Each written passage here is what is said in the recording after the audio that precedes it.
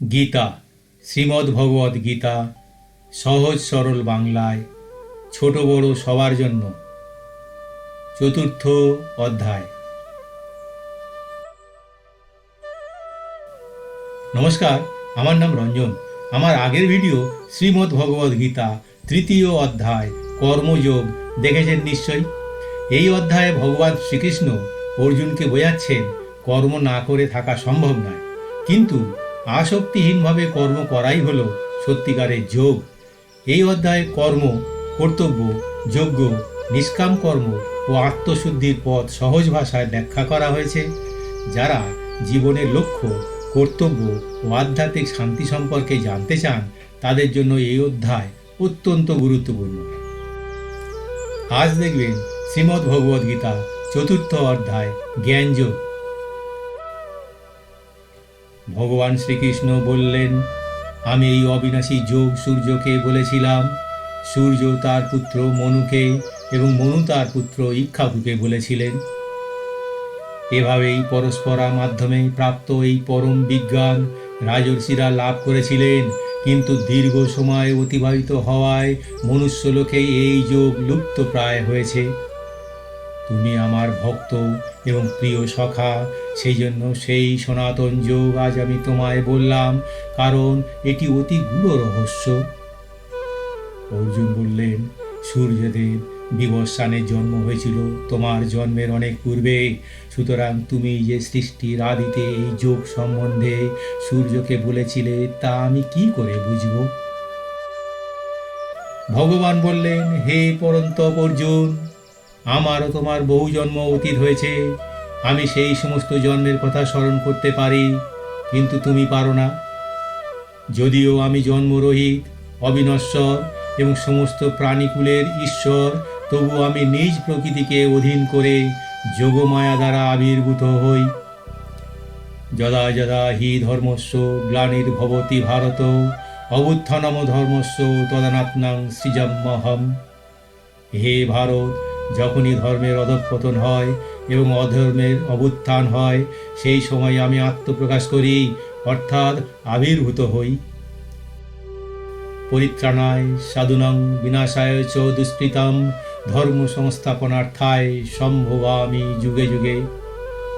সাধুদের পরিত্রাণ করার জন্য এবং দুষ্কৃতকারীদের বিনাশ করার জন্য এবং ধর্ম প্রতিষ্ঠা করার জন্য আমি যুগে যুগে আবির্ভূত হই। হে অর্জুন, যিনি আমার এই রূপ অলৌকিক জন্ম ও কর্ম যথাযথভাবে জানেন, তিনি দেহ পরিত্যাগ করলে আমাকে প্রাপ্ত হন এবং তাকে আর পুনরায় জন্মগ্রহণ করতে হয় না। আসক্তি, ভয় এবং ক্রোধ থেকে মুক্ত হয়ে একনিষ্ঠ এবং আমারই আশ্রিত হয়ে অনেক ভক্ত আমার স্বরূপ লাভ করেছেন। হে পার্থ, যে ভক্ত যেভাবে আমার শরণাগত হয়, আমি তাকে সেইভাবে আশ্রয় দান করে থাকি, কারণ সকলেই সর্বপ্রকারে আমার পথ অনুসরণ করে। কর্মফলকাঙ্ক্ষী মানবেরা দেবতাদের পূজা আরাধনা করে থাকে, কারণ এই মনুষ্যলোকে কর্ম হতে উৎপন্ন ফল শীঘ্রই পাওয়া যায়। গুণ এবং কর্মের বিভাগ অনুসারে আমি মানব সমাজে 4টি বর্ণ বিভাগ সৃষ্টি করেছি। আমি এই প্রথার স্রষ্টা হলেও তুমি আমাকে অব্যয় ও অকর্তা রূপে জানবে, কারণ কর্মের ফলের প্রতি আমার কোনো স্পৃহা নেই, তাই কর্ম আমাকে লিপ্ত করতে পারে না। আমার এই তত্ত্ব যিনি জানেন, তিনিও কখনো সকাম কর্মের বন্ধনে আবদ্ধ হন না। প্রাচীনকালে সমস্ত মুক্ত পুরুষরা আমার অপ্রাকৃত তত্ত্ব অবগত হয়ে কর্ম করেছেন। অতএব তুমিও পূর্বতন পুরুষদিগের পদাঙ্ক অনুসরণ করে তোমার কর্তব্য কর্ম সম্পাদন করো। কর্ম কি এবং অকর্মই বা কাকে বলে, এই বিষয়ে বিদ্বান ব্যক্তিগণ মোহগ্রস্ত হয়ে যান। আমি সেই কর্ম বিষয়ে তোমাকে উপদেশ করব, তুমি তা অবগত হয়ে সমস্ত অশুভ অবস্থা থেকে মুক্তি লাভ করবে। কর্ম, বিকর্ম ও অকর্ম সম্বন্ধে যথাযথভাবে জেনে রাখা উচিত, কারণ কর্মের গতি তত্ত্ব অতি দুর্গেয়, হৃদয়ঙ্গম করা অত্যন্ত কঠিন।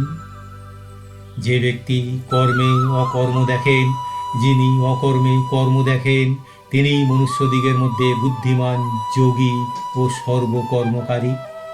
যার সমস্ত কর্মের আরম্ভই সংকল্প, এবং কামনা বর্জিত, এবং যার সকল কর্ম জ্ঞান রূপ অগ্নিতে ভস্মীভূত হয়েছে, জ্ঞানীগণ সেই ব্যক্তিকে পণ্ডিত বলে থাকেন।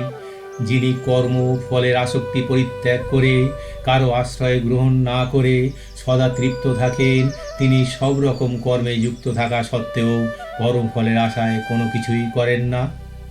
যিনি শরীর ও অন্তঃকরণকে সম্পূর্ণরূপে বশীভূত করেছেন, যিনি সর্বপ্রকার ভোগোপকরণ বর্জন করেছেন, যিনি কেবল জীবন ধারণের জন্য কর্ম করেন, এইভাবে কর্ম করার ফলে তাকে কোনো রকম পাপ স্পর্শ করতে পারে না, যিনি অনায়াসে যা লাভ করেন তাতেই সন্তুষ্ট থাকেন, যিনি সুখ দুঃখ রাগ দেশ আদি দ্বন্দ্বের বশীভূত হন না এবং মাৎসর্য শূন্য, যিনি কার্যের সাফল্য ও অসাফল্যে অবিচলিত থাকেন, তিনি কর্ম করলেও তাতে আবদ্ধ হন না, যিনি সম্পূর্ণরূপে ফলাসক্তি রহিত, রাগ দেশ হতে মুক্ত, চিন্ময় জ্ঞাননিষ্ঠ ব্যক্তি যজ্ঞের উদ্দেশ্যে যে কর্ম সম্পাদন করেন সেই সকল কর্ম সম্পূর্ণরূপে বিলীন হয়ে যায়।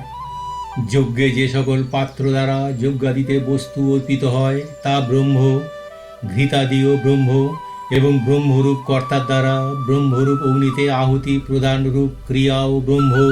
এইরূপ যজ্ঞকারী যে ব্যক্তির ব্রহ্মেই কর্ম সমাধি হয়েছে তিনি ব্রহ্মকে প্রাপ্ত হন।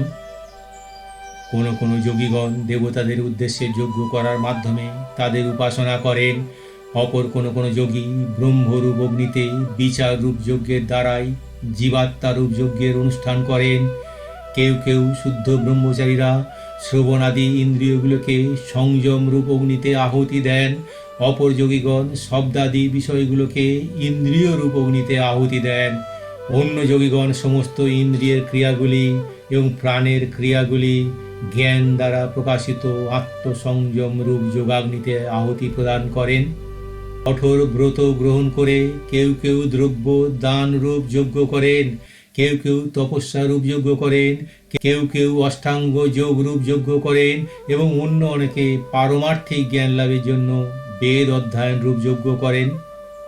অপান বায়ুতে প্রাণ বায়ুকে আহুতি দেন, কেহ কেহ প্রাণ বায়ুতে আপন বায়ুকে হবন করেন, কেহ বা প্রাণ ও অপান বায়ুর গতি রোধ করে সমাধিস্থ হন, কেউ আবার আহার সংযম করে প্রাণবায়ুকে প্রাণবায়ুতেই আহুতি দেন।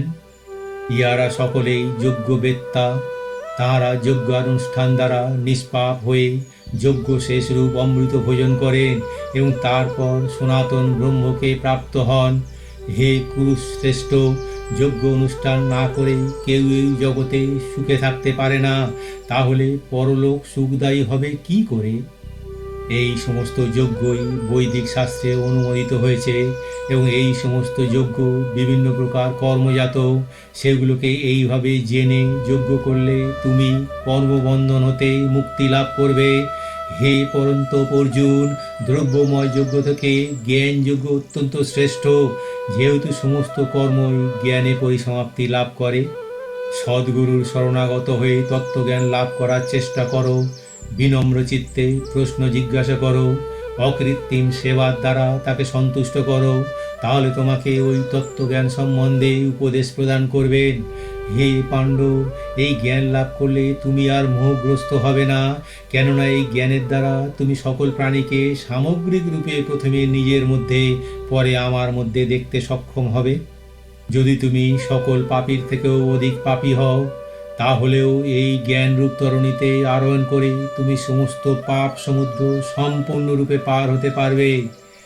হে অর্জুন, প্রজ্বলিত অগ্নি যেমন কাষ্ঠকে সম্পূর্ণভাবে ভস্মীভূত করে, জ্ঞানাগ্নিও সেইরূপ সমস্ত কর্মকে সম্পূর্ণভাবে ভস্মীভূত করে দেয়। ইহলোকে নিঃসন্দেহে জ্ঞানের তুল্য পবিত্র আর কিছুই নয়। নিষ্কাম কর্মযোগের সাধনায় যিনি সেই জ্ঞান আয়ত্ত করেছেন, তিনি কালক্রমে এই তত্ত্বজ্ঞানকে নিজেই নিজের মধ্যে লাভ করে থাকেন।